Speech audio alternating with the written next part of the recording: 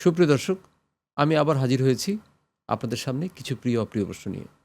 আজকে আমি আপনাদের সাথে যাকে নিয়ে কথা বলবো, উনি একজন নাটকের মানুষ, নাট্যপাগল মানুষ। নাট্যপাগল মানুষ জয়রাজদার সাথে আমরা কথা বলবো। আমি অঞ্জনাইচ। তাহলে পরিচিত করে দিই আপনাদেরকে। জয়রাজদা, কেমন আছেন আপনি? ভালো। আচ্ছা, আমি একটা প্রশ্ন মাঝে মাঝে আমার মাথার মধ্যে আসে। আজকে চিন্তা করলাম যে এই প্রশ্ন দিয়ে আমি আপনার সাথে শুরু করব। আপনার নামটা জয়রাজ, এটা কি আপনার নিজের নাম নাকি আপনি নিজে মানে পরে নাটকের জন্য আপনি দিয়েছেন? না, এটা আমার দাদি নামটা রেখেছিল। কারণ আমার 71-এ 20শে ডিসেম্বর জন্ম। সেই সূত্রে তখন স্বাধীনতা যুদ্ধের 4 দিন পরে জন্ম, যেহেতু সেই কারণে জয় এবং রাজ দুটো একসাথে রেখেছিল আর কি। Very fine. আর আমার এক কাকা 14-15 তারিখের দিকে সে মানে এক ধরনের ফ্রিডম, মুক্তি পায়। তো সেই সব কারণ টারণ মিলিয়েই আমার নাম রাখা হয়েছে জয়রাজ। আপনার পুরো নামটা কি আসলে? আমার পুরো নাম মোহাম্মদ আব্দুল মান্নান, মানে ওইটা আপনার অফিসিয়াল নাম? অফিসিয়াল নাম। আর এটা জয়রাজ হচ্ছে ডাক নাম, বা আমরা বলি যে আমাদের নাটকের নাম বা কিছু। আমি প্রথমেই কিন্তু বলেছি যে আপনি একজন নাট্য পাগল মানুষ। কারণ আমি আপনাকে যতদিন ধরেই চিনি, আমি দেখেছি যে আপনি মানে আপনাকে যে প্রশ্নই করা হোক আপনি নাটকের দিকে চলে যান। মানে নাটকের সাথে আপনার প্রেমটা কি অনেক গভীর? বলার সেটা মানে বলার কিছু নেই, এটা গভীর হওয়াই স্বাভাবিক। তাও আপনার কাছে জিজ্ঞেস করলাম যে নাটক আপনার জীবনের জন্য নাকি আপনি নাটকের সাথে নাটকের জন্য, কোনটা বলা যায়? নাটক আসলে আমাদের রন্ধ্রে রন্ধ্রে রন্ধ্রে রন্ধ্রে প্রবেশ করেছে। যেমন আমাদের একটা আদাব নাটকের গান ছিল, নাটক আমার নামাজ রোজা, নাটক আমার পাগল পূজা। তো শুরু এটা তো বন্দনা দিয়ে শুরু এভাবে। সো আমার লাইফেও তাই। মানে এখন নাটক ছাড়া তো আসলে কিছু ভাবতে পারি না, আর চিন্তা করতেও পারি না। সবসময় এইটা নিয়েই ভাবনা এবং এটা নিয়েই চিন্তা। এটা মানে 10টা কথা বললে 5টা কথার পরেই এই জিনিসটা চলে আসে আর কি। তো এটা কিছু করার নাই, এটা আসলে ওই যে ওই রকমই একটা বিষয়। আচ্ছা, নাটকের কথাই যখন বলছিলাম, আমি অন্য প্রসঙ্গে পরে যাব। নাটক দিয়ে আমরা একটু আগে এগিয়ে যাই। আপনি প্রথম ধরেন একদম নাটকের জগতে কবে এসেছেন? এটা 1988 সালে ওমরগনি এমএস কলেজে আমি তখন পড়তাম। তো কলেজে আগে বাৎসরিক নাটকের আয়োজন করা হতো। তো সেইখানে একটা বাৎসরিক নাটক আয়োজন করা হয়, নাটকটার নাম কালো ডায়েরি। তো সেখানে ইন্টারভিউতে ডাকা হয় এবং মজার ব্যাপার হচ্ছে যে সেখানে আমি একটা মানে একটু খুব হাস্যরসাত্মক কমেডি চরিত্র, সম্রাট নামে একটি চরিত্র, যে কিনা একটা ডক্টরের অ্যাসিস্ট্যান্ট থাকে, সেইটার জন্য আমি ইন্টারভিউ দেই এবং টিকে যাই। টিকে যাওয়ার পরে সে সেই কলেজ নাটক থেকেই হলো আমার যাত্রা শুরু। তো স্বপন ভাই নামে একজন ভাই ওইটা ডিরেকশন করেছিল। উনি তীতরঙ্গের একজন মানুষ, চিটংয়ে তীতরঙ্গ নামে একটা দল করতো। তো তাকে জিজ্ঞেস করলাম যে ভাই, আমি তো একটু এটার সাথে সম্পৃক্ত থাকতে চাই। তো সে বলল, দেখো আমারটা তো অনেকগুলো শাখা নিয়ে নাটক হচ্ছে, আমার একটা পার্সিয়াল। তো আমি যে দলে কাজ করি সেই দলে তুমি জয়েন করতে পারো।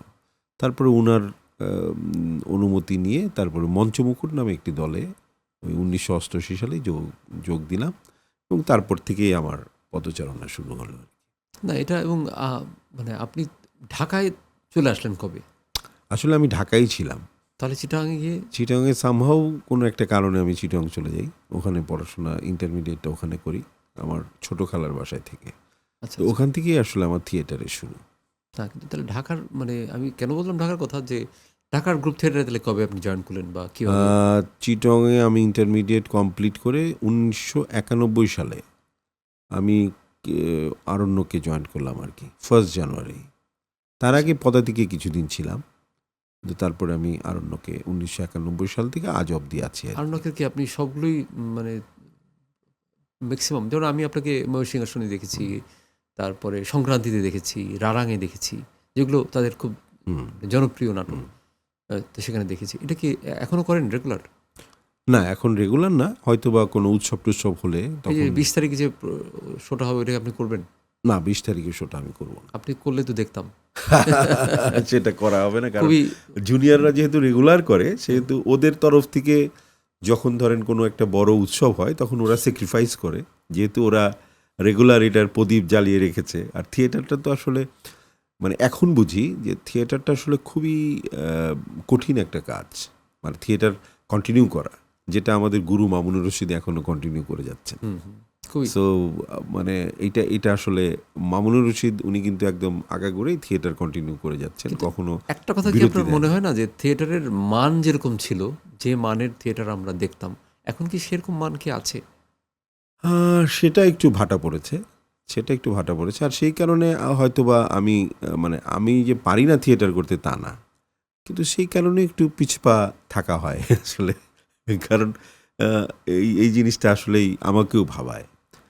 আর সবসময় যে আসলে ভালো কিছু সবসময়ই পাবেন তা কিন্তু না। যে সময় আমরা থিয়েটার শুরু করেছিলাম, এখন তো ধরেন একটা ছেলের হাতে মোবাইল আছে, ছেলেটার দৈনন্দিন খরচ মিনিমাম ধরেন আপনার, আমার যেহেতু 20 টাকা হলে আমি মতিঝিল এজিবি কলোনিতে 6 নম্বর বাসে উঠে রিহার্সাল রুমে চলে আসতাম, তা হেঁটে অনেক দূর যেতাম, যে আবার চলে যেতাম। কিন্তু এখন ওটা করলেও দিন শেষে একটা থিয়েটার অ্যাক্টিভিস্টের কিন্তু 200-250 টাকা খরচ হয়।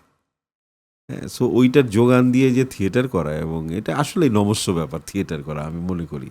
তো থিয়েটারের কাছে আপনি কি ঋণী, মানে থিয়েটারের অফকোর্স ঋণী অফকোর্স, আজকে যদি থিয়েটারে আমি কাজ না করতাম তাহলে তো এতদিন পর্যন্ত এখানে অভিনয় করতে পারতাম না হয়তোবা।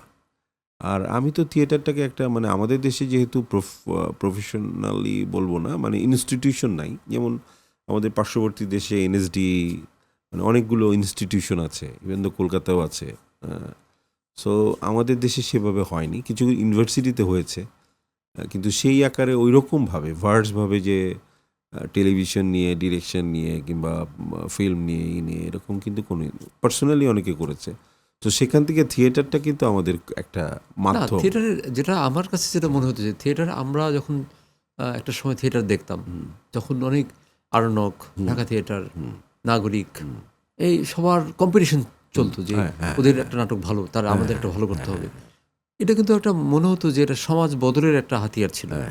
তো এই যে সমাজ বদলের হাতিয়ার, তা এখন যে এই যে অবক্ষয়, এই যে চারিদিকে এত রেপ, এত মানে মব, এই যে এত এত কিছু হয়, আপনার কি এটা মনে হয় যে এখনকার এই যে কিছু যে জেনারেশনের যে ল্যাকেজটা, এই যে মব কালচার বা এই যে অপসংস্কৃতি কালচার বা এই যে অপসংস্কৃতি যেটাকে বলে, এটার এটার জন্য কি আপনার কোনো কোনো সময় কি মনে হয় যে থিয়েটারটা যদি অনেক বেশি ভালোভাবে চলতো, মানুষ যদি বেশি ইনভলভ হতো, তাহলে এগুলো হতো না? এটা কি মনে হয়? সেটা তো অবশ্যই, নাটক, সিনেমা কিংবা থিয়েটার যেটাই বলেন, সেটা তো আসলে মানুষকে পরিবর্তনশীল এবং পরিবর্তন করার একটা বিশেষ বিশেষ হাতিয়ার। কিন্তু আপনাকে আমরা টাকা দিব না, আপনার 200 টাকা খরচ করে আপনি নিজেই থিয়েটারের মঞ্চে আসবেন, রিহার্সাল করে যাবেন, আবার শো হওয়ার পরে আপনি কোনো পয়সাপাতি পাবেন না, টাকা পয়সা পাবেন না। বিনা পয়সায় কি, আমার মনে হয় আপনার কি মনে হয় যে বিনা পয়সায় আসলে অনেক কিছু করা সম্ভব? না, সেটা ধরেন বিনা পয়সায় বলতে যে এখন যেহেতু অনেকগুলো মাধ্যম হয়ে গেছে, যেমন আগে আমাদের সময় তো অতগুলো মাধ্যম ছিল না, জীবনযাত্রাও খুবই একটা ভালো মানে কম কম এক্সপোজের মধ্যে ছিল। এখন যেমন আপনার নিজের হাতে একটা চ্যানেল আপনি রান করতে পারেন, আপনি দুটো ডিগবাজি দিয়ে শত শত ভিউ কামিয়ে আপনি রাতারাতি স্টার হয়ে যেতে পারেন। তখন তো এগুলো ছিল না। তার মধ্যেও যে এখন থিয়েটারটা বেঁচে আছে কিংবা থিয়েটারটা মানুষজন করছে, তো সেটা বিনা পয়সায় কেন করছে সেটাও একটা ব্যাখ্যা আমি দিই। কারণ ইনস্টিটিউশন, একজন মানুষ তো শেখার একটা জায়গা লাগে, তো আপনি টাকা দিয়ে তো শিক্ষাটা নিচ্ছেন। সো ওইটা ওইভাবে ধরেন যে থিয়েটারটাও হয়তো আপনার পকেটের পয়সা, এটা হয়তো ওই যে টিউশন ফির মতোই একটা বিষয়। যে লোকটি শিখাচ্ছে সেও তো ফ্রি অফ কস্ট সেটা আপনাকে সেটা আমি শেখাচ্ছে, বুঝলাম, কিন্তু ধরেন সেও আমি তো নিজে আমি টাকা দিয়ে আমি যদি আসতেছে। আপনাকে উদাহরণ দিই যে এই যে আপনি এত কষ্ট করে ধরেন এই যে বললেন বাসে করে আসতেন, তারপরে দেখা গেল যে হয়তো আপনার বিকেলে খাওয়ারও কিছু থাকতো না, টাকা এরকম আমরা অনেক, আমরা ওই যে মুড়ি বানিয়ে খেতাম, মুড়ি খেতাম চাঁদা দিয়ে। চাঁদা দিয়ে এটা। তো তখন সেই 2 টাকা করে চাঁদা ছিল। আপনি কিন্তু একটু আগে বললেন যে আপনি এই যে ফোনের মধ্যে কিছু একটা বানিয়ে টানিয়ে ডিগবাজি টিগবাজি খেয়ে, আপনার পক্ষে তো ডিগবাজি খাওয়া সম্ভব না। না, কারণ আমি আমার পক্ষে সম্ভব না, কারণ আমি কিছু মানে জিনিসটা শেখার চেষ্টা করেছি। আপনি যখন জিনিসটা জানবেন তখন কিন্তু আপনি ভীত সন্তুষ্ট হবেন। কারণ প্রায়োগিক দিকটা আপনি যখন জানবেন যে একটি নাটক লিখতে হয় কিভাবে, বানাতে হয় কিভাবে, এটা আমার ব্যক্তিগত অভিমত। আমি মনে করি, আমাকে দিয়েই মনে করি, যেমন এখনও আমার একটা ক্যারেক্টারে অভিনয় করতে আমার কিন্তু বুক কাঁপে। এখনও একটা চরিত্র করার আগে আমার বুক কাঁপে। একটা ডেলিভারি দেওয়ার আগেও বুক কাঁপে এবং ডেলিভারি দেওয়ার পরেও মনে হয় কি করলাম। তাহলে যে হিরো আলম কিংবা আপনি কিছুক্ষণ আগে বলছিলেন একজন টিভির সাদ্দাম মাল, এরা তো কোনো প্রাতিষ্ঠানিক মনেই হয় যে প্রাতিষ্ঠানিকভাবে এরা এগুলো শিখে আসেনি, বা এরা টিভির সামনে যা খুশি করতেছে। তো এদেরকে আপনি কীভাবে মূল্যায়ন করবেন যে এরা এরা আসলে মানে তাহলে হয় আপনারা সফল বা তারা সফল? তারা তো আমার কাছে মনে হয় অনেক ক্ষেত্রে তারা সফল। এটা কী ধরনের সফলতা? না, এইটা সময়ের দাবি, এটা একটা সময়ের দাবি। সময়ের দাবি মানে কি? তাহলে আমরা কম্প্রোমাইজ করে ফেলবো? মানে যারা থিয়েটার করা এত জানাশোনা আপনাদের মতো মানুষ। না, সেইটা আবার আমি অন্যভাবে বলি। মানে ধরেন যে থিয়েটার করা একটি লোক যে মিডিয়াতে অনেক ভালো করবে সেটাও না, কারণ এটার একটা ন্যাক আছে। অনেকে থিয়েটার ছাড়া এসেও কিন্তু অনেক পপুলার হয়। আমি বলছি যে গ্রামাটিক্যাল ওইটা হয়তো উনার ভিতরে আছে, কিন্তু সময়ের দাবিকে আপনি অস্বীকার করতে পারবেন না। সময়ের কিছু দাবি আছে। এখনকার সময় আপনি দেখেন না, চারিদিকেই তো অস্থিরতা, তাই না? এখন মানে কোন সাবজেক্টে বলবেন আপনি? এখন আমার এখন ধরেন আমাদের শিল্প সাহিত্য ছাড়াও তো সব সেক্টরেই অস্থিরতা চলছে, কোনোটা স্থবির নাই। সো সেই সময় তো এটা থাকে। আমি যদি আপনাকে একটা জিনিস বলি, ধরেন আপনি খাবার হিসাবে, আমি ধরেন বাবুর্চি, আমি খাবার হিসাবে আমি সবই নিম্নরুচির খাবার তৈরি করলাম, 20টা খাবারই নিম্নরুচির। এখন আপনি খাবেন, আপনি তাহলে ভালো রুচির জিনিসটা কই পাবেন? এখন এই যে ধরেন আপনাকে দিয়ে বা যারা ভালো কাজ করে, মামুন ভাই অনেক ভালো, হায়াত আঙ্কেল, তো এদের কাজকর্ম তো আমি দেখি যে কম। তা আপনাদের দিয়ে ভালো রুচির যদি কাজ, ওই 20টা খাবারের মধ্যে যদি 3টা খাবার অন্তত ভালো তৈরি করা যায়, ভালো রুচির খাবার কি মানুষ নিবে না? অস্থির সময়ের কারণে কি তারা শুধু খারাপ রুচির খাবারই খাবে? না, এইটা ধরেন যে সেই ধরনের ফাইট করার হয়তো বা এখন ইয়েটা মানে এনার্জিটা হয়তো বা একটু লুজ করেছে অনেকে। হয়তো বা কোনো এক সময় ওই এনার্জিটা হবে, তখন হয়তো আমিও থাকবো না, আপনিও থাকবেন না। হ্যাঁ, না, আমরা আশা করি আমরা ফাইট শুরু করে দিব। না, ভালো কিছু করার ফাইট কাউকে না কাউকে তো ফাইট করতেই হবে। এবং টিভির ভালো জিনিস যে ভালো কিছু যে দেখে না তা তো না, তাই না? ফাইট তো করতেই হবে। এবং এখনো যে ভালো হচ্ছে না তা না, অনেক ভালো নাটকও হচ্ছে, ভালো ফিল্ম হচ্ছে। এবারের ফিল্ম যেটা শুনতে পেলাম যে বনলতা এক্সপ্রেস, দম খুব ভালো যাচ্ছে, রাক্ষস ভালো যাচ্ছে, এরা সবই না। আপনি শুধু এবারের কথা বললে হবে না। প্রতি ঈদেই আমাদের এক ধরনের ভালো ছবি নিয়ে আগানো হয় এবং সেটা ধরেন যে এক ধরনের ভালো যায়। যেমন ধরেন ওটিটিতেও কিন্তু এক ধরনের ভালো কাজ হয়েছিল, শুরু হয়েছিল। সামহাউ সব কিছু মিলিয়ে মানে আমাদের ইন্টারন্যাশনাল রাজনীতি বলেন, দেশের পরিস্থিতি, সব কিছু মিলিয়ে এটা একটা পিছপা হয়েছে। কারণ মানুষ যখন আসলে স্থির হয়ে বসতে পারবে না, তখন কিন্তু আমাদের শিল্প সাহিত্য দেখার মানসিকতা থাকবে কি না। না, সেটা তবে ওটাও ঠিক যে শুধু ঈদের সময় ভালো ছবি আসবে না, আমি তো চাই পুরো বছর আসুক। এইটা যে আমাকে আশান্বিত করছে তা কিন্তু না। আমি কিন্তু এখনো, যদিও আমি একটু ব্যক্তিগতভাবেও একটু নিরাশপ্রিয় মানুষ, মানে আমি একটু আশান্বিত হইতে পারি না। আমি একটু মানে হতাশাটাই আগে দেখার চেষ্টা করি। এটা আমার ব্যক্তিগতভাবে, এটা আমার মানে রন্দে আছে বোধহয়, যে প্রথমে নেগেটিভ সাইডটা আমি একটু চিন্তা করি যে কি হবে। আপনার টিভির কথা শুনবো আগে। টিভিতে আপনি কীভাবে আসলেন? টেলিভিশনে আমি 1992 সালে স্বপ্নের শহর, আমার গুরু মামুনুর রশিদের লেখা একটি নাটক, আর মোস্তাফিজুর রহমান উনি ডিরেকশন করেছিলেন। আমি অবশ্য পাসিং থেকে মানে পাসিং দিয়ে শুরু। সেখানে একটা দৃশ্য ছিল, আমাদের হাকিম ভাই আজিজুল হাকিম ছিলেন ওই এলাকার একটা মানে এলাকার একজন প্রভাবশালী ছেলে, আছে না যে একটু আড্ডা টাড্ডা দেয়, বড় ভাই। আমরা কয়েকজন মিলে আড্ডা দিতেছিলাম, কলা খেতেছিলাম। তখন এই কলা নিয়ে কিংবা কিছু মহল্লার কিছু জিনিস নিয়ে কথাবার্তা, সেটাই হচ্ছে আমার প্রথম টেলিভিশন নাটক। এবং মামুন ভাই তো আসলে প্রতিটা ক্যারেক্টারই থাকে অনেক, তার নাটকের তো এটাই বৈশিষ্ট্য যে কোনো ক্যারেক্টারই ফেলনা ক্যারেক্টার ইম্পর্টেন্ট ছিল আর কি। তো ওটা এরপরে কি আপনি মানে রেগুলার ডাক পেতে থাকলেন না কিভাবে? না, ওই তখন ধরেন যে আমরা করলাম আর কি, যেহেতু মামুন ভাই রাইটার ছিলেন, সো সেই ক্ষেত্রে একটা সুযোগ। সো পরবর্তীতে কিন্তু টেলিভিশন প্রোডাকশনে ওইভাবে কাজ করা হয়নি। বেসিক্যালি ইটিভি আসার পর থেকে একটু অন্যভাবে ভাবনার কারণে আমরা আসলে সুযোগ পাই, এবং তখন আসলে আমরা মানে আমাদের প্রফেশনটাকে প্রফেশনালি নেওয়ার সুযোগ হয় আর কি। তখন আপনার সাথে যারা কো আর্টিস্ট ছিল তারা কি এখন অভিনয় করে? হ্যাঁ, এখনো করে। কারা কারা ছিল তো আপনার সময়? তখন যেমন মোশাররফ টোশাররফ সবাই, মিলন টিলন সবাই করতো।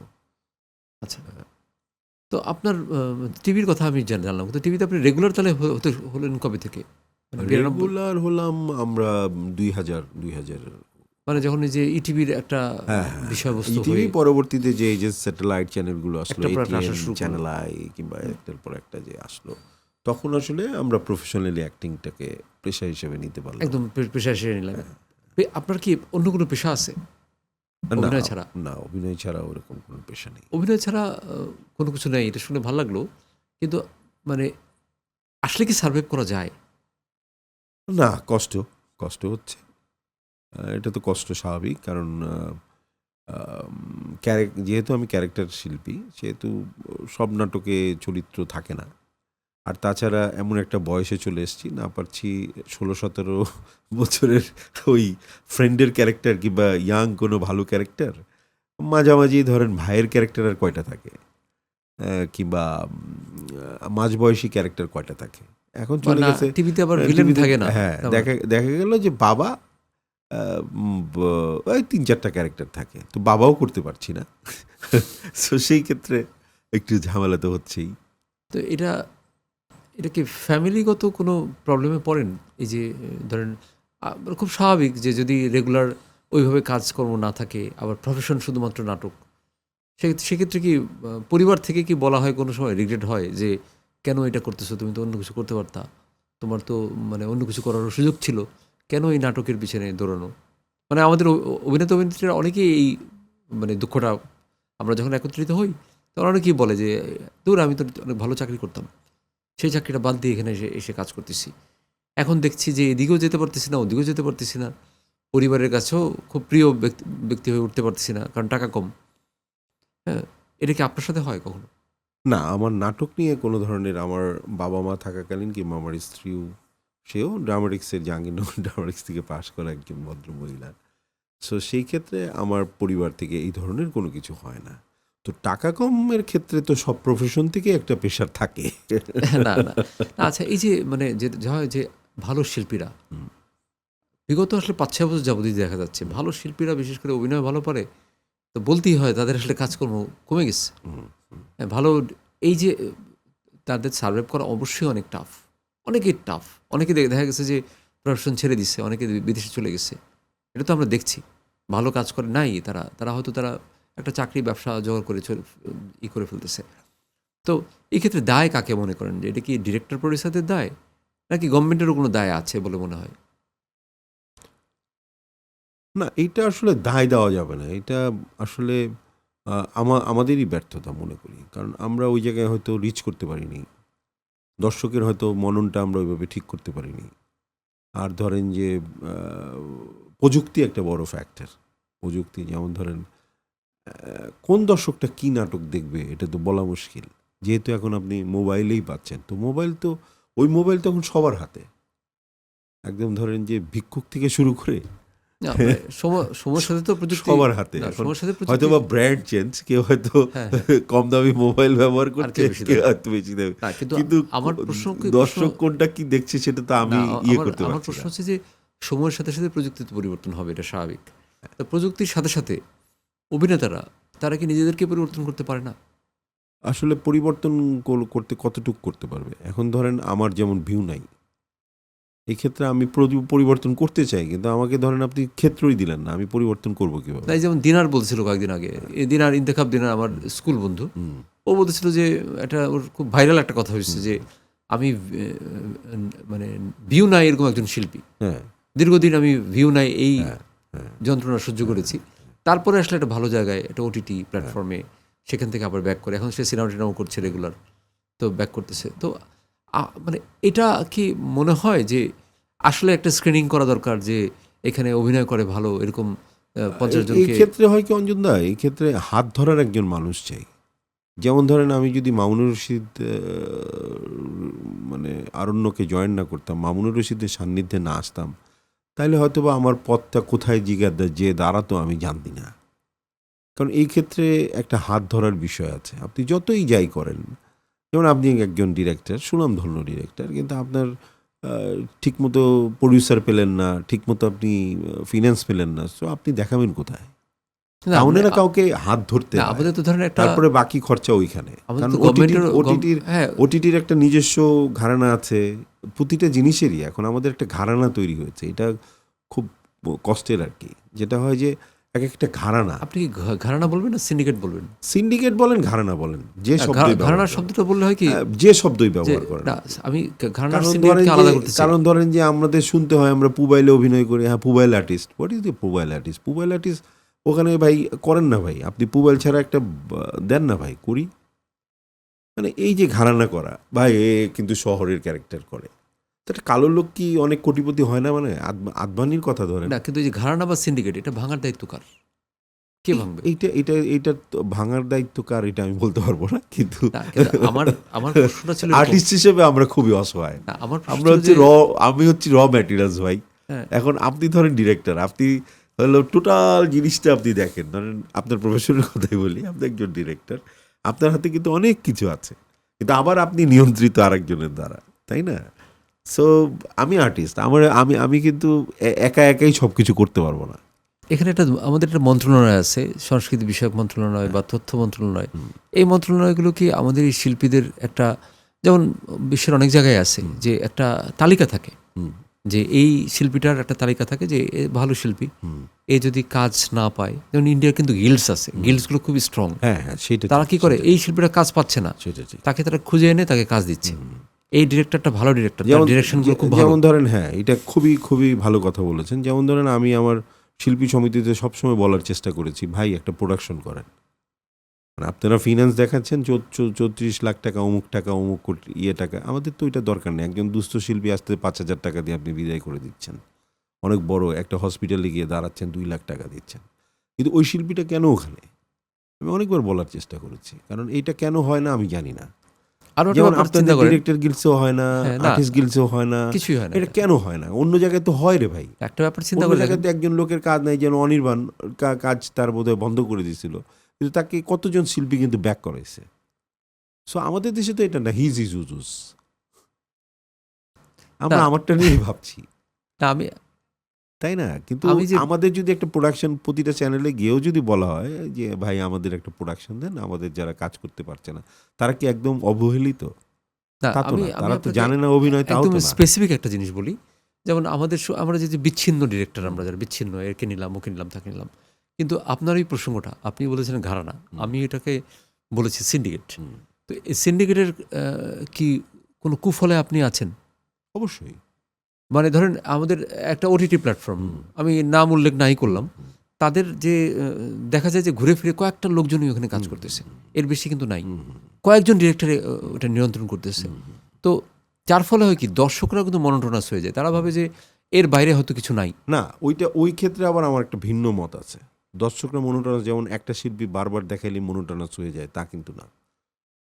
মানে বিষয়টা হচ্ছে যে আমাদের ল্যাকিংসটা হচ্ছে যে ওই শিল্পীটাকে আমি ওই জায়গায় রেখেছি, না, ইনি এইটা ভালো করেন, উনাকে ওইটা দিয়ে আমি ওইটাই আমি করাবো, সেটা বলছি না। ওইটাই আমার কোশ্চেনটা হলো সো যে, তখন হয় কি মনোটনাস হয়ে যায়। না, আমার কোশ্চেনটা হচ্ছে ধরেন একটা শিল্পী, সে একটা ক্যারেক্টার খুব ভালো করছে, তাকে আপনি অনেক ক্যারেক্টারে নেন, একই রকম ক্যারেক্টার নেন, অসুবিধা নেই, কিন্তু একটা ঘর, যেটা আপনি ঘরানা বলছেন বা সিন্ডিকেট বলছেন, ওই সিন্ডিকেটে 10টা ডিরেক্টর, 30টা শিল্পী বা 20টা শিল্পী, 5টা বাবা, 6টা মা, 2টা ছোট বাচ্চা, এই যে এর বাইরে কিন্তু কেউ নাই। তাহলে এর বাইরে না থাকলে হবে কি? এখন ধরেন আমি আপনাকে হঠাৎ করে একদিন আপনাকে ফোন দিলাম যে দাদা আপনার একটা ক্যারেক্টার আছে, এটা ডিরেক্টরের ক্যারেক্টার করতে হবে, সে খুবই মদ্যপ এবং সে একটু এলোমেলো, সে খুব অ্যারোগেন্ট, করতে হবে। আপনি আসলেন, আপনি কিন্তু মানে আমি যাদের সাথে আমি নিজেও স্বীকার করি, আমারও একটা ধরেন একটা গ্রুপ থাকতে পারে, আছেই, গ্রুপ মানে গিয়ে যার সাথে আমি কাজ করি কমফোর্টেবল। তো আপনি হয়তো আপনার ওই গ্রুপের মধ্যে নাই, কিন্তু আমি কিন্তু বাউন্ড না যে এর বাইরে কাউকে নিতে পারবো না। তো আমাদের যদি সিন্ডিকেশনটা না থাকতো, তাহলে কি মনে হয় না যে আপনি আরও বেশি কাজ পেতেন? অবশ্যই, অবশ্যই। এবং যারা ওই সিন্ডিকেটেও মানে আছে, এই সিন্ডিকেটও আছে, যদি ক্রস হইতো, কেউ যদি সিন্ডিকেটের বাইরে থাকতো, ওপেন বা মানে ফ্লাইং বার্ড হইতো, তাহলে কিন্তু সবাই সব জায়গায় কাজ করতে পারতো। তখন হ্যাঁ। হইতো না যে ভাই আমি তো আরবান করি ভাই, আচ্ছা। আমি তো ভাই পুবাইলের আর্টিস্ট ভাই, মানে হোয়াট ইজ দিস, এগুলি কেন? মানে ওইটা তো পুবাইলে একটা নাটক করেন না ভাই, ওটাও তো একটা যোগ্যতা। আবার এখানে যারা করেন সেটাও তো একটা মোবাইলের যোগ্যতা। নাটক বলে আলাদা Artist- কোনো না না, এই ধরনের অনেক সময় শুনতে হয় যে এরা তো পুবাইলের আর্টিস্ট ভাই, পুবাইলের শিল্পী, এদের দিয়ে হবে না। মানে তুমি ট্রাই করো ভাই। তখন কি আপনার মন খারাপ লাগে না? আমার মন খারাপ লাগে না। আচ্ছা, নাটক সিনেমা এটা তো একটা শিল্প। হ্যাঁ, তো এটা কি আপনার মনে হয় যে এটা এখন একটা মানে কর্পোরেট সিন্ডিকেটের মধ্যে চলে গেছে? ওই যে যেমন আপনাদেরকে মোবাইল বলে বাজেট কমায় দেয়, কিন্তু এটা কি এটা জানেন? কিন্তু দাদা সবসময় কিন্তু একটা কর্পোরেট, মানে ফিনান্সটা যার হাতে সেটা কর্পোরেট বলেন, একটা শব্দ প্রয়োগের হয়েছে সমাধান আছে কোনো? জোরদার কর্পোরেট। না কোনো সমাধান কি আছে? এগুলি আগাগোড়াই ছিল, যুগ যুগ ধরেই কিন্তু এগুলি চলে সব সেক্টরেই। কোনো সমাধান আছে? হ্যাঁ, সমাধান আছে কিনা জানি না, কিন্তু সমাধান হওয়া খুব জরুরি।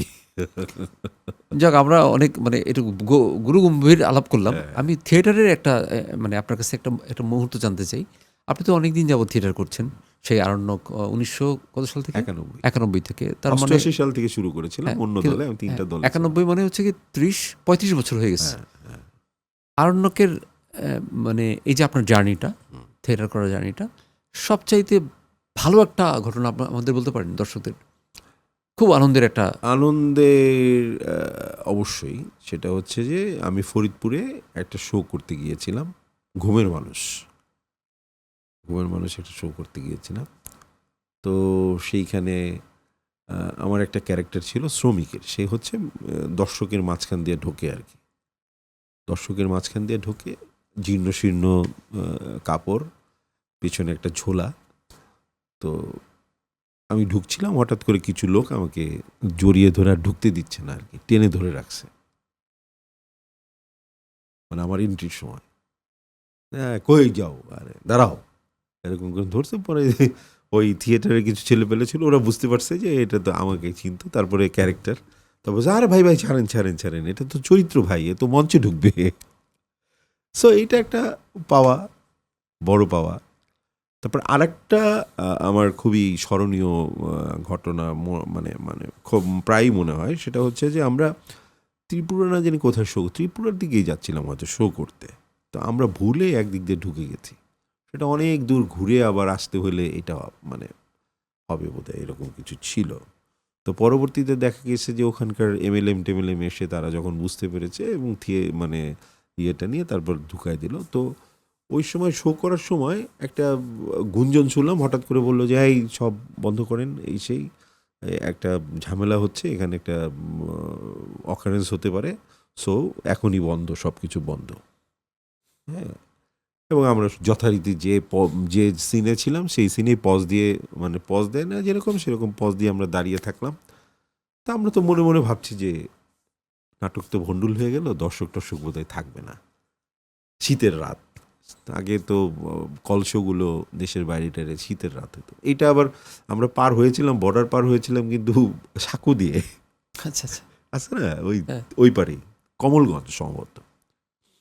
তারপরে আমরা তো ভয় পেয়ে গেলাম যে দর্শক তো সব চলে যাবে, আরণ্যকের শো, মহিষিংহাসন, দর্শক তো চলে যাবে খুব, আর এই দিক দিয়ে কী হবে না হবে। তো সবাই যার যার মতো, আমরা যার যার মতো ওই একটা সিকিউরিটি জায়গায়। পরে শোনা গেল যে না, এই ধরনের কোনো কিছু হচ্ছে না, শো আবার শুরু করা যাক। এবং অঞ্জনদা বিশ্বাস করবেন, একটা দর্শকও কিন্তু যায়নি, তারা একদম সেইভাবে বসেছিল। থিয়েটারের এরকম মানে মানে এরকম দর্শক যেটা আমরা দেখতাম যে টিকিট পাওয়া যেত না, খুবই থিয়েটার দেখতে আসছি, তা টিকিট নেই। এখন অবস্থাটা কিরকম? এখন কিরকম দর্শকের ভিড় আছে?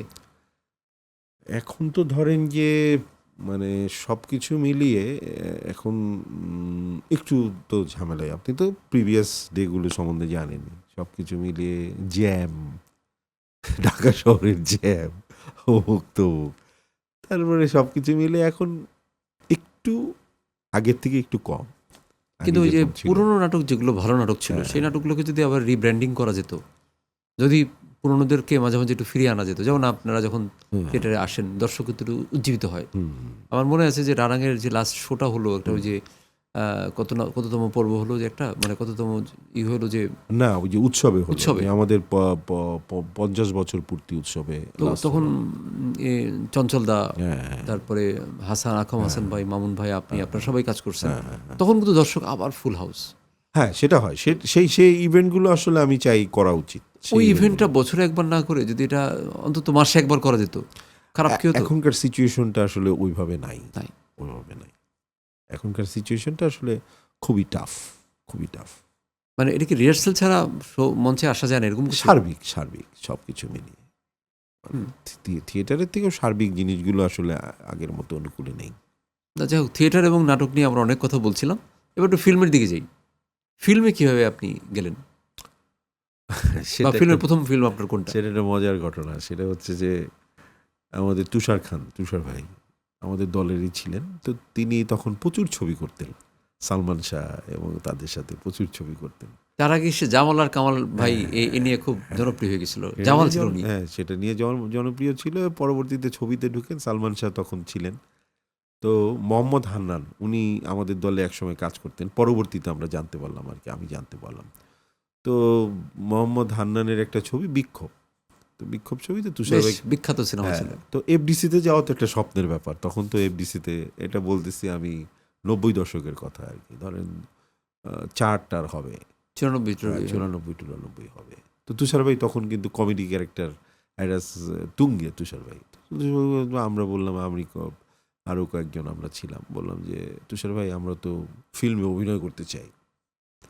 তো তুষার ভাই আমাদের যথারীতি আচ্ছা ঠিক আছে অমুক দিন চলে আসিস। তা আমরা যথারীতি কয়েকজন মিলে গেলাম।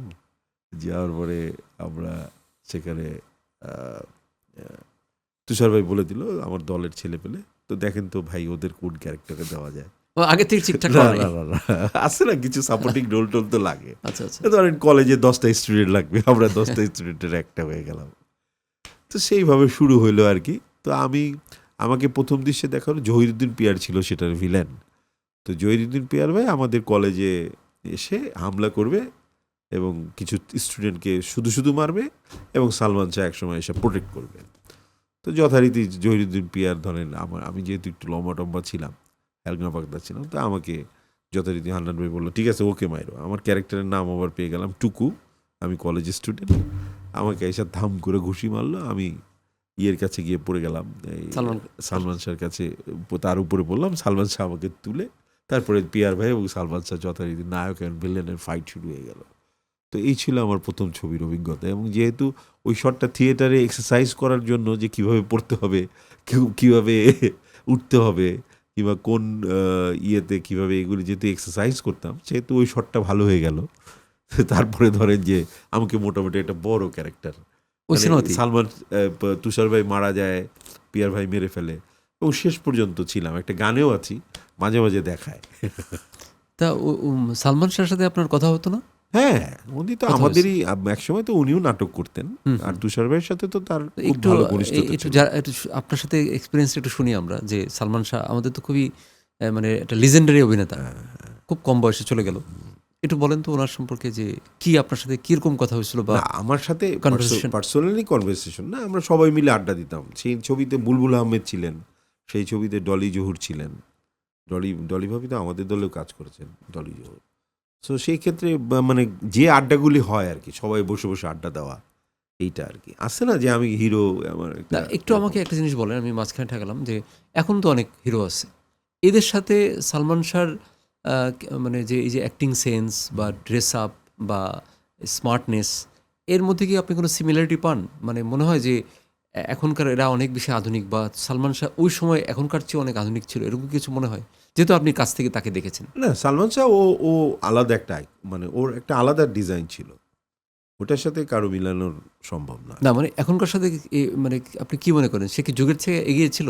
অবশ্যই এগিয়ে ছিল। অবশ্যই আচ্ছা, অবশ্যই। এখনকার যারা আচ্ছা, আমি তো বিক্ষোভের কথা জানলাম, এরপরে আপনি কি কি ফিল্ম করলেন? বিক্ষোভের পরে কবরী সারোয়ার, ওনার আয়না ছবি, ওটায় আমি একটা নেগেটিভ রোল করি। তারপরে কিছু কমার্শিয়াল মুভি, আপনার আব্বাস।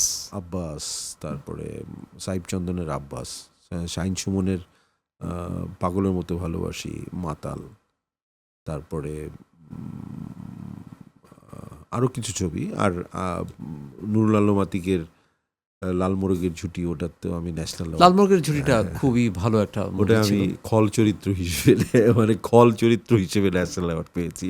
ন্যাশনাল একটা শিল্পীর জন্য পাওয়াটা অনেক বড় আর ব্যাপার। ছবিতে ধরেন আমি একটু খল চরিত্রই করতে চাই, কারণ হচ্ছে যে খল চরিত্র করলে ক্যারেক্টারের অনেক ধরনের ডেপনেস থাকে আর কি, মানে ইচ্ছা মতো অভিনয় করা যায়। কোন খল চরিত্রের অভিনেতা আপনার কাছে খুবই মানে খুব আকর্ষণীয় মনে হয় যে এর অভিনয়টা খুব সুপার হয়, এরকম করলে ভালো হতো আমার? আমাদের দেশে ফরিদি ভাই, ওয়ান্ডারফুল। এটিএম শামসুজ্জামান, উনি এক ধরনের, দীপজল ভাইকে কি মনে হয়? উনার স্টাইলে উনি আর কি উনার একটা আলাদা ধরন ছিল। বা ওই যে ধরেন একটা এখন যারা ভিলেন করছে এদের মধ্যে কিন্তু অনেকে আছে বেশ মানে চেহারায় ভিলেন না, অভিনয়ের মধ্যে ভিলেনিক ব্যাপার আসে। তা আপনার কি এরকম কাজ করার ইচ্ছা যে আমারও তো তাই। যেমন ধরেন রাজীব সাহেব কিংবা ওই সময়কার ভিলেন বলতে যেটা বোঝানো হতো, যেমন আমরা তো তাই। ফরিদি ভাইয়ের তো ভিলেন চেহারার না না না ভিলেন চেহারা ছিল না। এটা villain one kinds of acting. Villain মানে তাকে দেহশালী হইতে হবে, অমুক হইতে হবে, নট দ্যাট, মানে ইট ইজ অ্যাক্টিং। না সে তো অবশ্যই অ্যাক্টিং এর ক্যারেক্টার, অ্যাক্টিং বা ক্যারেক্টারের কারণেই এটা ডিফারেন্ট হওয়ার একটা জায়গা থাকে। এটা আসলে ওইভাবে যে মানে কোনো নফস থাকতে হবে না। নতুন যারা ফিল্মের হিরো যারা, এর মধ্যে আমার মনে হয় আপনি কাজ করেছেন কার সাথে, মানে আপনার সাথে কোয়ার্টিস ছিল, নীরব কাজ করছে, নীরব কাজ করেছে, তারপরে জল রঙে সাইমন কাজ করেছে, তারপরে আরো কে কে কাজ করে? সাইমন, নীরব, এই তো ওদের সাথেই বেশি করা হয়েছে। আর তেমন একটা এদেরকে আপনার মানে কেমন মনে হয় যে নায়ক হিসাবে এদেরকে কি মনে হয় প্রসপেক্ট দিক থেকে? না, ওদের ওই সালমান শাহর সাথে যে কম্পেয়ার করি না, ওইটা তো একটা তো মানুষের এক এক ধরনের ন্যাক থাকে। সালমান শাহ একদম ডিফারেন্ট, বললাম তো যে এই ধরনের শিল্পী আর আসবে কিনা আই ডাউট। সাকিব খানের সাথে সিনেমা করেন নাই? আর সাকিব খানের সাথে করা হয়, ওনার সাথে মানে একটা দর্শকের কোশ্চেন আছে যে সালমান শাহ যদি বেঁচে থাকতো তাহলে সে কোথায় যেত, কোথায় থাকতো এখন? কি মনে হয় আপনার? এখনো হয়তো বা অ্যাক্টর হিসেবে ফিল্মে থাকে। আমার কাছে মনে হয় এখন তিনি থাকলে উনি বুড়ো হয়ে যেতেন। হ্যাঁ, সেটা তো হইতেনি, অ্যাক্টর হিসেবে থাকতেন এখন, একটু হিসেবে থাকতেন, কিন্তু ওনার কাছ থেকে আমরা অনেক কিছু পেতাম। হ্যাঁ, লিজেন্ডারি একটা অ্যাক্টিংটা একটু মানে পরিণত হওয়ার শুরু করছে। শারীরিক, মানে ওর অ্যাক্টিংটা একদম বাস্তবিক এবং শারীরিক জায়গা থেকে হইতো। মানে ও হিরো কিন্তু ক্যারেক্টারটা এমনভাবে করতো, ড্রেস আপ সব কিছু মিলে এমন জায়গায় যেত যে ওটা আলাদা একটা আইকন তৈরি করতো আর কি। আমি একটু নাটকের যুগে আবার ফিরে আসি। টিভি নাটকের ক্ষেত্রে টিভি নাটকের বর্তমান অবস্থাটা আপনার কাছে কি মনে হয়? টিভি নাটকের বর্তমান অবস্থা আসলে খেয়েই হারিয়ে ফেলছি। মানে আপনি অফ দ্য রেকর্ডে বলছিলেন যে আপনার ফ্যামিলির, আপনার ওয়াইফ নাট্যদত্তের মানুষ, কিন্তু উনি মানে চটুল নাটক দেখে বলে যে এটা তো খুব ভালো, তুমি তো এগুলো করতে পারো না, ওরা কত ভালো করে। আপনার কি মনে হয়? হ্যাঁ, এটা শুনতে হচ্ছে সময়ের দাবি দাদা। না, সময়ের দাবি মানে সময়ের দাবিটা কি? সময়ের দাবি হয়তো অনেক স্ট্রেসে থাকে, আমরা চেঞ্জ হয়ে যাবো। ভারী ভারী জিনিস ভালো লাগে না, একটা হালকা পাতলা ধরেন মন খারাপ, একটা হাসির নাটক দেখে নিলাম, তাহলে আমরা কি চেঞ্জ হয়ে যাবো নাকি? না, সেটা যার যার পথ তার। আপনি চেঞ্জ হতে চেষ্টা করলেই কি চেঞ্জ হতে পারবেন? মানে আপনার পথ আপনার, আমার পথ আমার। না, আমি যেটা বলতে চাই, অনেকেই এটা অভিযোগ করে সামাজিক যোগাযোগ মাধ্যমে, অনেকেই আমাদেরকে অনেক কথা বলে যে আপনাদের নাটক মানে ড্রয়িং রুমে আর দেখা যায় না, আপনার নাটকের মধ্যে এত গালিগালাজ। আচ্ছা, আমি বললাম যে দেখেন আমার নাটক তো নাই, বলে আপনার নাটকে নাই তো কী হয়েছে, আপনাদের একজন কলিগের নাটকে আছে। এখন এই যদি গালাগালি দিয়ে যদি আপনার সময়ের দাবি যদি আপনি বলেন, সময়ের দাবি মানে কি গালি দেয়া? হয়তো বা তাই। তাহলে কি আমরা আসলে মানে ধীরে ধীরে এই দিকে চলে যাব? তা আমার এটা কিন্তু আমার মনে হয় আপনি ওইটাও সময়ের উপর ছেড়ে দেন। যেমন ধরেন জীবনের একটা কঠিন বাস্তবতা বলি দাদা, আমাদের তো প্রিয়জনরা চলে যায়, যেমন আমার বাবা, আপনার মা। হ্যাঁ, আমরা হয়তো সাডেল পিরিয়ডে হয়তো কিছুদিন অনেক কিছু করতে পারি না, হয়তো বা আপনি প্রতিদিন সকালবেলা ঘুম থেকে উঠে আপনার বাবার কথা কিংবা আমার বাবার কথা মনে হয়, আরও যারা গেছেন আপনার হয়তো মার কথা মনে হয়। তো জীবনটা কি থেমে থাকে দাদা? না, থেমে থাকে না। সময়ের দাবিতে কিন্তু আপনি এগিয়েই যাচ্ছেন। আমি সময়ের দাবির সাথে একমত, কিন্তু এবং সময়ের দাবিতে ওই সময়টা ধরেন যেদিন আপনার মা চলে গেলেন কিংবা আমার বাবা যেদিন চলে গেলেন সেই দিনটা, তারপরের দিনটা, তারপরের দিনটা, তারপরের দিনটা আস্তে আস্তে কিন্তু একটা প্রলেপ হয়তো আমরা প্রতিদিন মনে করি, কিন্তু সময়ের দাবিতে কিন্তু ওই ইয়েটা কিন্তু একটু একটু হলেও ক্ষরণ হয়। আমি সো এইটা কিন্তু এইরকমই। আমি আপনার সম্পর্কে আর একটু জানবো এবার একটু মানে বিপরীত দিকে চলে যাব। বলেন। আমি আপনার ব্যক্তিগত জীবন সম্পর্কে একটু জানতে চাই। আপনি ছোটবেলা কোথায় থেকে, মানে আপনার জন্ম কোথায়? আমার জন্ম আমার গ্রামে, কিন্তু আমরা ছোটবেলা থেকেই ঢাকায়। গ্রাম মানে এটা কোথায় আর কি? গ্রাম হচ্ছে টাঙ্গাইল, নাগরপুর, ধুবুরিয়া। আমার নানির ঘরে আমার জন্ম। আচ্ছা, ওখানে আমার আমারও নানির ঘরে জন্ম। ইমিডিয়েট ছোট বোনেরও জন্ম, কারণ তখন ওই রকম ক্লিনিক ছিল না। যেমন আমার ইমিডিয়েট একটা বড় বোন ছিল, সে ক্লিনিকে হয়েছিল, কিন্তু সামহাও সে অল্প দিনের মধ্যে সে ল্যাপস করে, মানে উনি মারা যান। তারপরে আমার জন্ম, আমার গ্রামেই জন্ম, কিন্তু আমরা শহরেই, মানে ছোটবেলা থেকেই শহরে, মানে ওই আমার জন্ম হওয়ার জন্যই মা গ্রামে এই গিয়েছিলেন। আমার সেম, আমার ক্ষেত্রে সেম। হ্যাঁ, কারণ ওই যে নানিরা তখন থাকতেন care এবং করতো। ওখানকার ধাত্রী মানে যারা প্রসবের আমারও কাজ জন্মের করতো। সময় ঠিক একইভাবে। হ্যাঁ, এবং মানে ওই ঘরটা অনেক দিন ছিল আমার দাদি বাড়ি নানি বাড়ির পাশাপাশি, এই যে এই কাপ আর এই কাপ ধরে নিয়ে। সো ওই ঘরটা অনেক দিন ছিল, ওখানে আমাদের অনেক শুধু আমার না, আমার কাজিনদেরও জন্ম হয়েছে অনেকের, সেখানে আমার জন্ম। আর বেড়ে ওঠা যদি বলেন, আমাদের ছোটবেলায় আমার বছর যখন 2-3, তখন আমি গ্যান্ডারিয়ায় থাকতাম, কাঠের পুলে, লোহার পুল। তারপরে আমি মতিঝিলে জিবি কলোনিতে চলে আসি। আমার এক চাচার এবং আমার বাবা দুইটা কোয়ার্টার পায় সামনাসামনি। সো আমার বেড়ে ওঠাটা মতিঝিলে জিবি কলোনিতে, ঢাকাতে আর কি সম্পূর্ণ। ঢাকাতে। আপনার ভাই বোন ছিল কতজন? আমার 2 বোন 1 ভাই, আমি একাই। একা ভাই আপনি? হ্যাঁ। তো এইভাবে আপনি ঢাকা শহরেই আর কি বেড়ে উঠতে থাকলেন। তো আপনার ওই সময়টায়, যে সময়টার কথা আমার মনে হয় যে আপনার একদমই শান্ত একটা পরিবেশ ছিল ঢাকার মধ্যে। ঢাকার পরিবেশটা কিন্তু অত ভিড় ভাট্টা নাই। আমিও ঢাকায় মানুষ, তো এই জন্য আমি বলছি রিক্সা করে সারা ঢাকা ঘুরে বেড়ানো যেত। ঢাকার দৌড় ছিল, কিন্তু এই যে এয়ারপোর্ট ছিল কিন্তু আমাদের ইসে। যেমন আমার বড় জার্নি ছিল তেজগাঁ কলোনি। ওখানে আমার এক বড় খালু বিজি প্রেসে চাকরি করতেন। তো আমার মা ফ্রাইডেতে আমরা ওই বিজি প্রেস রবিবার, তখন তো রবিবার ছিল ছুটি। তো আমার ওই বিজি প্রেস কোয়ার্টার পর্যন্তই আমাদের মানে বড় জার্নি। বা ওই যে তখন আমি জানি না যে টিকা দেওয়ার জন্য মহাখালীতে টিকা দেওয়া হতো। তো মহাখালীতে আমি যেতাম, আমার বাসা ছিল ছোটবেলা গোবিবাগ। গোবিবাগ থেকে মহাখালী যাওয়ার জন্য যে প্রস্তুতি, মনে হতো সারাদিন লাগবে। হ্যাঁ, এবং অন্য কিছু ওই তখন বেবি ট্যাক্সি পাওয়া যেত। হ্যাঁ, বেবি ট্যাক্সি করে যাবো অনেক দূর, বেবি ট্যাক্সি এত দূর যেতে চায় না। মহাখালী মানে হচ্ছে মোটামুটি ঢাকার বাইরে। তো ওই টাইমটা নস্টালজিক লাগে আপনার কাছে? অবশ্যই দাদা। আমার মাঝে মাঝে মনে হয়, আমি জানি না আপনার মনে হয় কি না, যেমন মাঝে মাঝে আমি যখন ঢাকা শহরে তাকাই, এই যে এলিভেটেড মেট্রো আমরা যখন ছিলাম, এবং একসময় মনে হয় আচ্ছা এই মেট্রোর পরে আরও অনেক কিছু হবে, কিন্তু আমরা থাকবো না। হ্যাঁ, সেই দিন যেমন আমার কিছুদিন আগে কলোনিতে আমাদের বন্ধুদের মতিঝিল মডেল হাই স্কুলের 88 ব্যাচের একটা প্রোগ্রাম ছিল, রিইউনিয়ন ছিল। হ্যাঁ, তো সেদিন আমি সবসময় যেতে পারি না, সেদিন আমি গিয়েছিলাম। স্কুলটার যে মাঠটা ছিল সেখানে উপরে একটা হয়ে গেছে, মানে একটা শেড দেওয়া হয়েছে, টোটালটা ধরেন সিমেন্ট দিয়ে করে ফেলেছে, একটা স্টেজ করেছে। হ্যাঁ, আর যেদিক দিয়ে ঢুকতাম আইডিয়াল স্কুল, মানে আইডিয়াল প্রাইমারি স্কুলের ওই দিক দিয়ে আমরা ঢুকতাম, এখন গেটটা পিছনে বিশাল গেট করে ফেলেছে।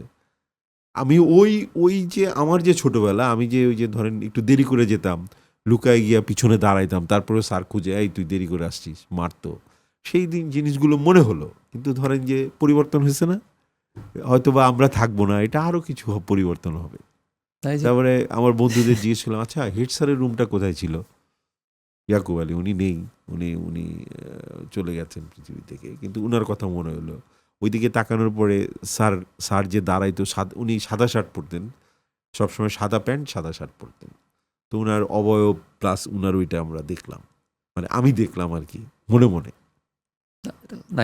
এই যে নস্টালজিয়া। আমি একটু আপনার মানে ফ্যামিলির লোকদের কথা জানলাম, 2 বোন 1 ভাই আপনারা ছিলেন। তারপরে এখন একটা জায়গায় কোথাও আপনার বাবার কথা বলছিলেন যে বাবা নেই। বাবার কথা বলতে গিয়ে আপনাকে দেখলাম একটু আবেগপ্রবণ হয়ে যেতে আপনাকে। বাবার কোনো স্মৃতি কি আপনি বলতে চান? যে কথাটা যেটা ধরেন কাউকে বলেন নাই বা কোনো সতীই বলেন নাই কখনো, যেটা আপনাকে খুব আবেগতাড়িত করে যে বাবা থাকলে হয়তো বাবাকে বলতে পারতাম বা বাবার সাথে এই ঘটনাটা খুব খুব হ্যাঁ, একটা জিনিস আমার কাছে মনে হয় যে আমি যে ন্যাশনাল অ্যাওয়ার্ডটা পেলাম, বাবা চলে গেলেন 19-এ, তারপরে আমি ন্যাশনাল অ্যাওয়ার্ডটা পেলাম। আর বাবা আমাকে খুব ইন্সপিরেশন দিতেন, মাও মানে আমাদের পুরো পরিবারই। ইভেন তো আমার ওয়াইফ, আমার ছেলে মাঝে মাঝে বলে তোমার ভুঁড়িটা কমাও, তাহলে তুমি এই জন্যই তোমার কাজ নাই বাবা, তুমি ভুঁড়িটা কমাও। সো এইটা খুব মনে পড়ে আর কি, বাবা যদি থাকতো তাহলে খুব খুশি হতো। ওনার কোনো স্মৃতি যদি আপনি বলতে চান যে ওনাকে নিয়ে খুব ভালো একটা খুব অনেক স্মৃতি আছে নিঃসন্দেহে, কোনো একটা স্মৃতি আপনার সবসময় মনে পড়ে, খুব বেশি বেশি মনে পড়ে? বাবার স্মৃতি হচ্ছে যে মানে আমাদের একসময় মতিঝিল এজিবি কলোনিতে মোরগ ফাইট হতো। তো মোরগ ফাইট, যে মোরগটা জিততো সে হইলো হিরো এখানকার। তো আমার বাবা, আমি তখন ওই যে মানে একটা মোরগ নিয়ে আসছিলাম, তো সেই মোরগটা সামহাও হেরে গেছে। তো বাবার কাছে বায়না করলাম যে বাবা আমার দাও, আরেকটা কিনে দাও। ঠাটারি বাজার যেতাম আমরা, ওই যে ঠাটারি বাজার নাম শুনছেন কিনা? হ্যাঁ, আমি গিয়েছি হ্যাঁ। তো বাবা বললো ঠিক আছে, আমার আঙ্গুল ফুটাও আর আমার মাথাটা টেনে দাও। তো ওই আঙ্গুল ফুটাইতে আমার মাথা টেনে দিতাম, তারপরে ঠাটারি বাজার নিয়ে গিয়ে আমাকে একটা মোরগ কিনে দিল। এবং সেই মোরগের পা ছিল খুব ছোট ছোট। সেই মোরগটা যথারীতি হারলো, সেটা মা অনেক কষ্টে ইয়ে করলো, এই স্মৃতি। আর একটা হচ্ছে যে ওই যে ফকিরাপুলে হেঁটে হেঁটে যেতাম বাবার সাথে বাজারে। তো ওই স্মৃতিগুলো ওখান দিয়ে গেলে খুব মনে পড়ে। এটা খুব নস্টালজিক একটা। আর একটা খুব মনে হয়, যেমন ওই যে ওই দিন ওই রিউনিয়নে আমার ওয়াইফও গিয়েছিল। তো আমাদের যেটা শেষ বাড়ি ছিল আর কি, যেটা আমরা লাস্ট কোয়ার্টারে ছিলাম, তো সেই কোয়ার্টারগুলো চেঞ্জ হয়ে গেছে, চিনতে পারতেছিলাম না। তো অনেক চেনার পরে ওই ওই যে বললাম না যে এখনকারটা কিন্তু অমিট হয়ে আপনার যে স্মৃতিটাই ছিল সেটাই চলে গেলাম, যে বিল্ডিংগুলো কেমন ছিল। এবং আমার একটা খুব অদ্ভুত জিনিস মনে হয় যে আমি যদি বাড়িটাতে ঢোকার পরে যদি আমি সেই পরিবেশটা আবার পাই, মানে এটা প্রায়ই মনে হয় যে ওই জায়গায় যদি ঢুকে আমি সেই পরিবেশটা পাই, তাহলে খুব ভালো লাগে। এটা তো পাওয়া কোনোভাবেই সম্ভব না, না। এটা আমাদের কাজটাই তো থার্ডাই। মানে আমরা যে প্রফেশনে আছি, এটা তো আমি কল্পনাই আগে দেখি, দর্শক, আমি যা দেখছি না সেটাই দেখার চেষ্টা করি, যেটা আমি বাস্তবে পারছি না সেটাই করার চেষ্টা করি, তাই না? সো আমাদের একটু বেশি, মানে ব্যক্তিগতভাবে আমার বেশি আর কি। লাল মোরগের ছুটির এক্সপিরিয়েন্সটা একটু জানতে চাই আপনার কাছে, যে এটার আমি দেখেছি ফিল্মটা, এটা খুব সুন্দর একটা সিনেমা ছিল। তো মানে এই ফিল্মটার সাথে মানে এতে তো আপনি ভিলেন করছিলেন একটা খুবই একটা বিভৎস লোকের চরিত্র, চরিত্র। তো এটার অভিজ্ঞতাটা একটু জানতে চাই আপনার কাছে, যে কেমনভাবে অভিনয়টা মানে করছিলেন বা কি করছিলেন এখানে। এটার আসলে দারুণ অভিজ্ঞতা। আর নুরুল আলম আতিক, ওনার কাজ তো সম্বন্ধে তো জানেনি। আর প্রডিউসার ছিলেন মাতিয়া বানু শুকু। মানে উনি প্রডিউসার না হলে বোধহয় এটা নিয়ে আমাদের জার্নিটা কি হতো আমি জানি না। এটা মানে অনেক কৃতিত্ব মাতিয়া বানু শুকুর প্রডিউসার হিসেবে। এটা মানে পার্শিয়াল প্রডিউসার, এটা তো জাতীয় এটা তো অনুদানের ছবি, কিন্তু অ্যাজ এ মানে সার্বিক তত্ত্বাবধানে উনি ছিলেন আর কি। উনি যেভাবে এটাকে মানে লালন করেছে এবং যেভাবে মানে অ্যাক্টর থেকে শুরু করে ডিরেক্টর থেকে শুরু করে সবাইকে যেভাবে সমন্বয় করে নিয়ে গেছে, এটা বিশাল ব্যাপার। যেমন ধরেন লাল মোরগের ঝুঁটি আমরা প্রথম শুটিং করি কুষ্টিয়ায় শুটিং করি। ফারুক ভাই ছিলেন আমাদের মেকআপ আর্টিস্ট। তো কুষ্টিয়ায় শুটিং করার অনেক দিন গ্যাপ, তার মধ্যে ফারুক ভাইও কিন্তু চলে গেলেন।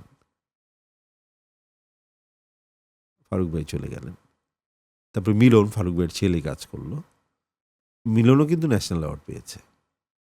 এবং খুবই দুঃখজনকভাবে আমরা ওই যে রোজার মাসে 8 তারিখ ওর সাথে আমি শুটিং করলাম ভাই, মিলনের সাথে। হ্যাঁ, আচ্ছা, আবার 8 তারিখ আমি ওর সাথে শুটিং করলাম এবং ঈদের দিন শুনতে পেলাম, ঈদের আগের দিন আমি রাত 2টোর দিকে মেসেজ দেখলাম যে সে নাই।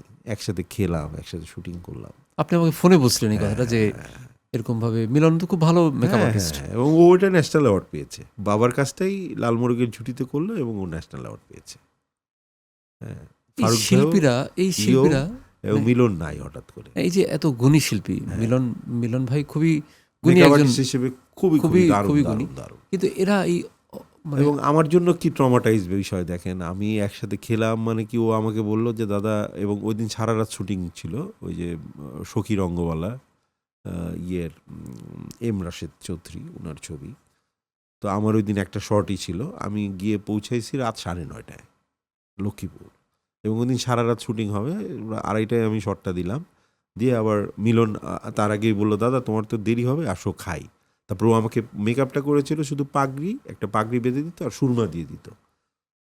তারপর আমি বললাম যে এই পাগড়িটা তাহলে না, ওই ওই যে কস্টিউম ডিজাইনার যে তার অ্যাসিস্ট্যান্ট বললো ও পারে, তো এবার দেখো পারবে।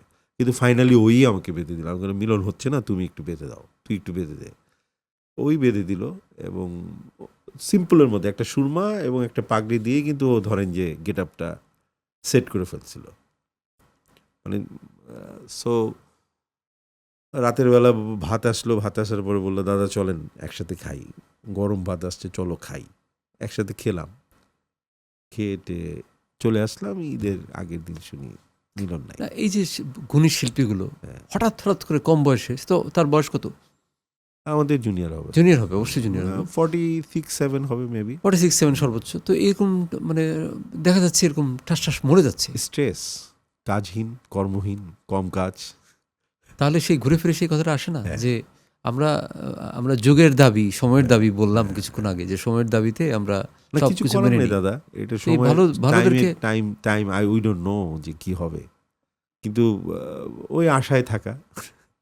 মানে ভালো শিল্পীদেরকে আমরা আসলে সময়ে বেঁধে রাখার কোনো কৌশল আসলে খুঁজে পাইনি, কেন খুঁজে পাইনি। তো এটা আমাদের জন্য দুঃখজনক, সত্যি কথা যে দুঃখজনক, কারণ আমাদের নাটকের মানে নাটকের জন্য ডেডিকেটেড, নাটক ফিল্মের জন্য মিলন নিঃসন্দেহে অনেক ডেডিকেটেড একটা মানুষ অনেক ছিল। অনেক অনেক। তো তো এরা কাজকে ভালোবাসতো, ফারুক ভাই যেমন কাজকে ভালোবাসতো, কয় টাকা পাবে কি পাবে না, এগুলো এটা নিয়ে তো তার মাথা ব্যথা তারা নেই। ওই গেট আপ নিয়ে, তারা ওই সেট আপ নিয়ে, এবং আমাদের সাথে মানে আত্মিক একটা সম্পর্ক ফারুক ভাই ছিল। আমার একটা কাজে আমি রনককে হ্যাঁ হ্যাঁ একটা গেট আপ দিয়েছিলাম, সে রনক হচ্ছে 100+ বয়সের একটা মানুষের ক্যারেক্টার, কিন্তু সে সক্ষম, তো অদ্ভুত একটা মেকআপ করছে। তো রনক আমাকে না না, বলল, ওরা তো এটা রনক আমাকে বলছে যে এটার পরে আমি বুড়া লোকের ক্যারেক্টারে অনেক ওভার পেয়ে গেছিলাম, যেটা কি দিলাম আরে। হ্যাঁ, তো এটা আসলে কথা বলার অনেক ব্যাপার থাকে, স্ট্রেস একটা ব্যাপার। আর্থিক শিল্পীদের আর্থিক অবস্থাটা আসলে কেন কোনোদিন উন্নতি হয় না, এটা কি শিল্পীদের কোনো দায় আছে এক্ষেত্রে? কারণ অনেক শিল্পী আছে কিন্তু একটা টাইমে অনেক টাকা ইনকাম করতেছে, কিন্তু তারা টাকা ধরে রাখতে পারছে না, মানে কেন এটা? শিল্পীরা কি আসলে সবসময় অনেক টাকা ইনকাম করেছে? না, মানে ধরেন রেগুলার একটা টাকা ইনকাম হচ্ছে, তো সেই টাকাটাকে সে যদি চায়, আমি যদি আমার কাছে প্রতিদিন টাকা আসতেছে, আমি চাইলে কিন্তু খরচ করে ফেলতে পারি। অন্যান্য প্রফেশনাল লোকরা হয়তো এইভাবে খরচ করে না, কিন্তু শিল্পীরা কি একটু উদাসীন হয়, এই জন্য দেখা যায় না, যে ও বিষয়টা হয় কি, এটা কাজ করছেন টাকা পাচ্ছেন। হুম।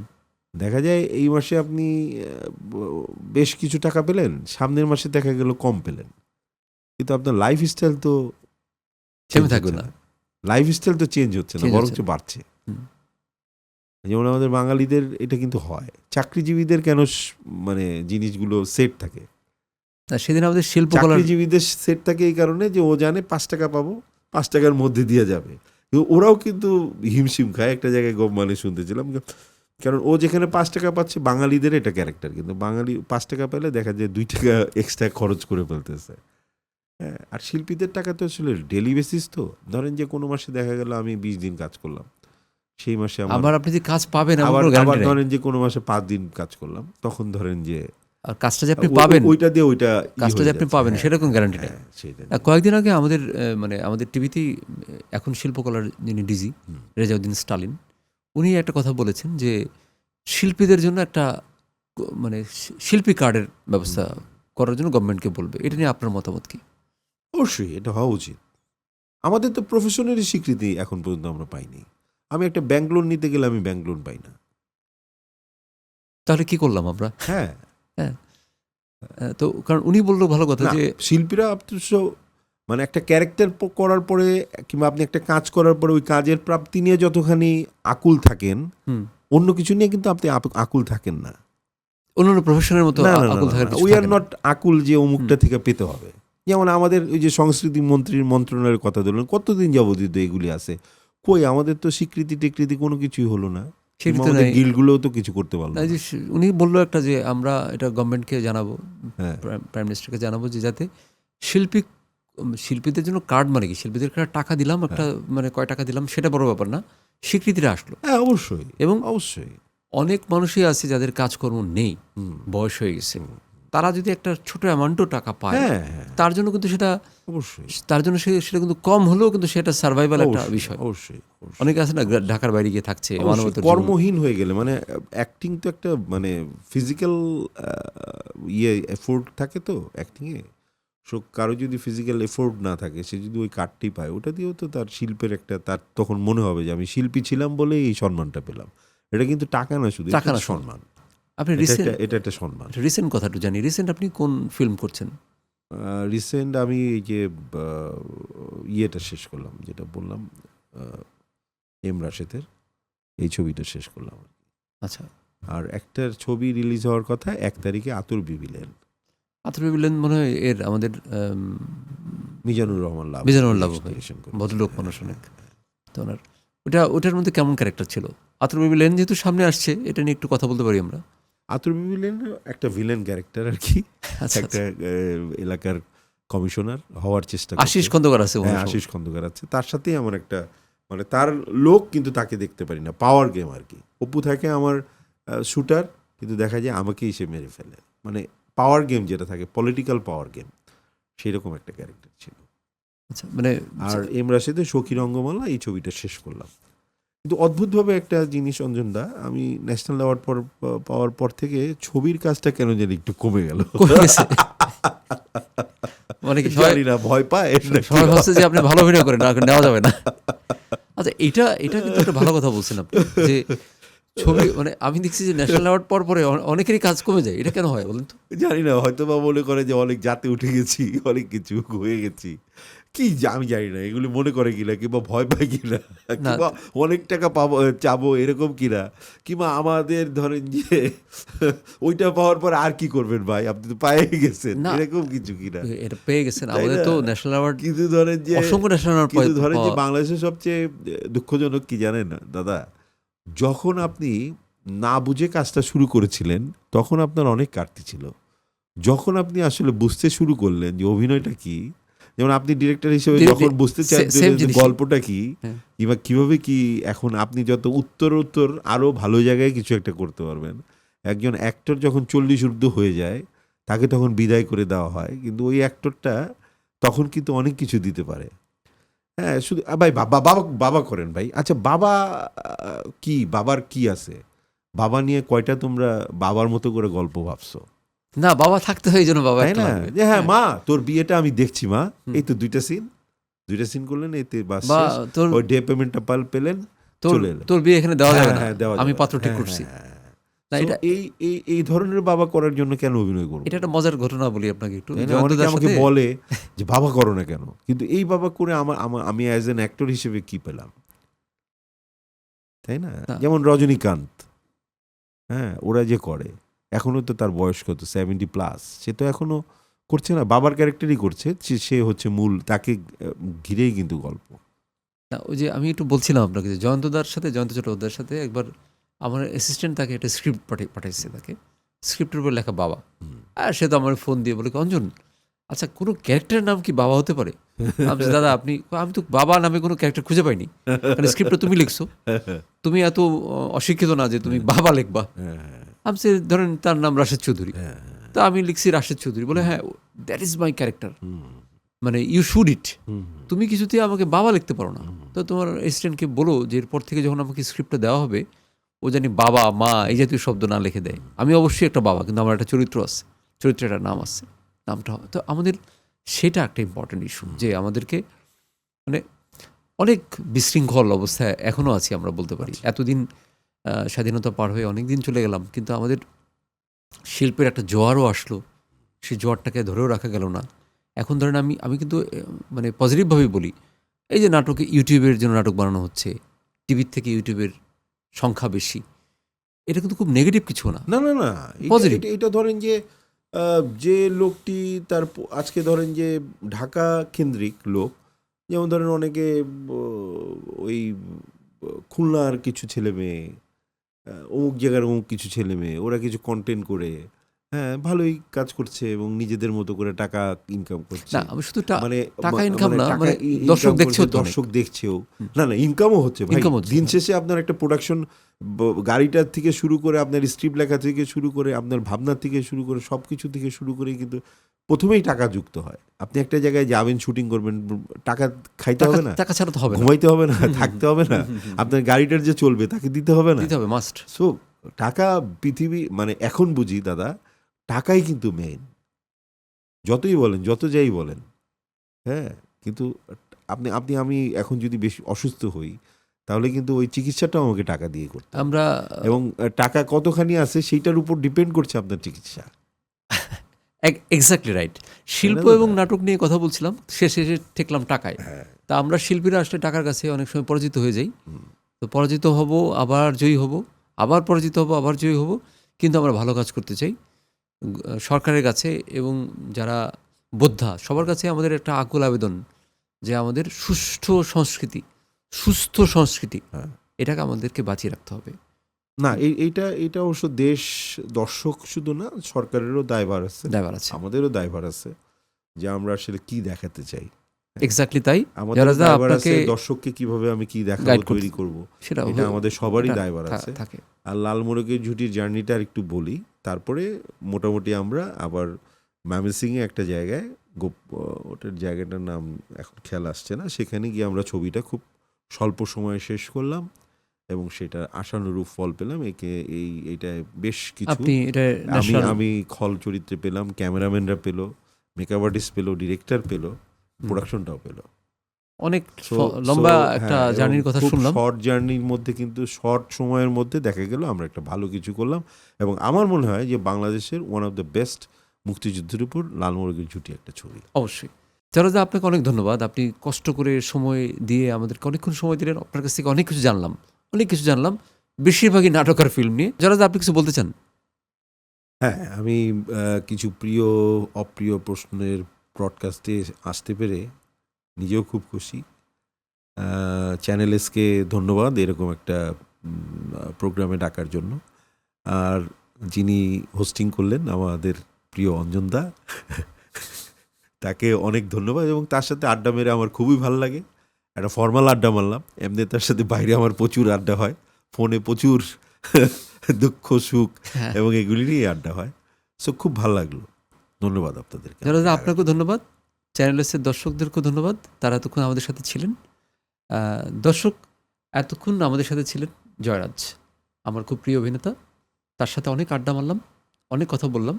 সামনের পর্বে হয়তো নতুন কাউকে দেখা যাবে, সেই পর্যন্ত অপেক্ষায় থাকুন।